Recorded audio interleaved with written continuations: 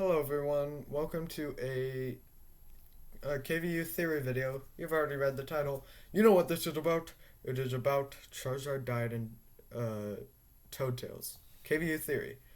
This is a pretty interesting one that I spent like 15 minutes on. I'm going to do more in the future, and I think Earth's Mightiest Nerd is also going to do some in the future, but they're like video essays. Not completely theories, just more essays, I guess. I don't know. Still theories, but different somehow. So, this one is about Charizard died in Toadtales. Explained. Alright, so let's dive in. So, when Charizard jumped into that pipe in the beginning in the first episode and fell into the Toadtail, he didn't actually fall into the Toadtail. He actually jumped down the sewer pipe in his backyard, and then which led to his death because he hit the ground. He then wakes up in heaven, aka the Toadtale, where all of his stuff is already there and it looks exactly the same as his YouTube studio, which is an explanation to that. The Toads are a reminder of home because Charizard played the Mario games, and that just makes sense, I guess. And they're like the little helpers or people who work for the man upstairs to make sure that Charizard doesn't leave this place because he's dead. The crazy old man might be someone from Charizard's past, or resemble someone from Charizard's past. The Toads don't remember who it is, probably because it's a metaphor for Charizard losing his brain cells as he dies, which is kind of like the curse of the Toads. Them getting dumber and losing brain cells. So Charizard plays video games for most of the time in the afterlife because it's what he enjoyed in his real, living life, so that explains that. The ghosts in episode 3 are just what they are, ghosts. Ghosts that lurk around Charizard's private afterlife house and somehow got in.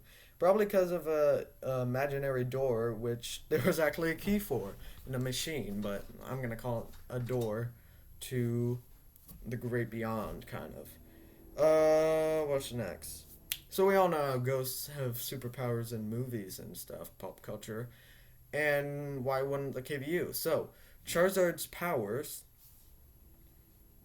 the average ghost powers to, go into stuff and control it, and then something else is weirder. So, the hat Charizard found, it's kind of like his Mjolnir. It helps him control his power to go into and control stuff, which is very interesting, and he does that a little bit, a couple of times. So, the room behind the TV that changes into, the Rainbow Road is another hit back to home, It's,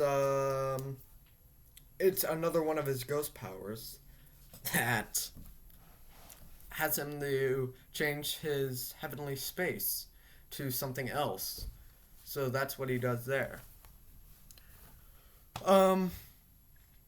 The Toad's fight he has that attacked up might be a doctor trying to save his life. Doing that clear. Every time they attack, they're doing the clear. Charizard blocks it, not knowing what he's doing. Because in his reality, it's him attacking a Toad, not wanting to die. In reality, it's the opposite. It's him defending himself and attacking a Toad so he doesn't live. But he doesn't know that. Because in the next episode, he tries to get out. So he tries to learn about it so he can escape. So he takes his hat that helps him with the abilities, and then goes into the dead Toad, doctor really.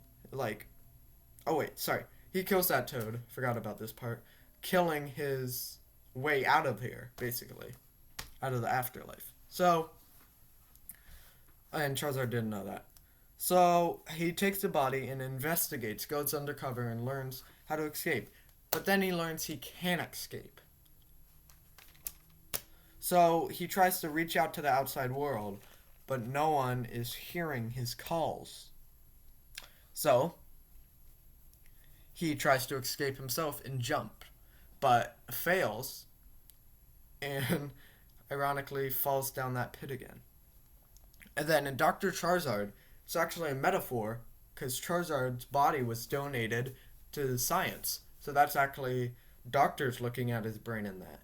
But he somehow escapes. I will explain how he escapes later, that doctor's place.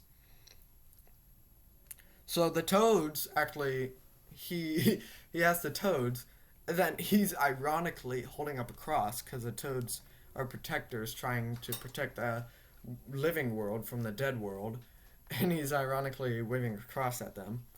Um. So then Jameson, Nerd, and Kermit come in his reality. In reality, Jameson, Nerd, and Kermit got Charizard's body from the doctor. That's how he got out. Now, here's where it gets juicy. How did Charizard come back to life? Because we know he's alive in the KVU still, because of Bunker Warlock and the other shows. So, how does he come back to life? Well, what does Jameson and Kermit and Nerd give to the toads?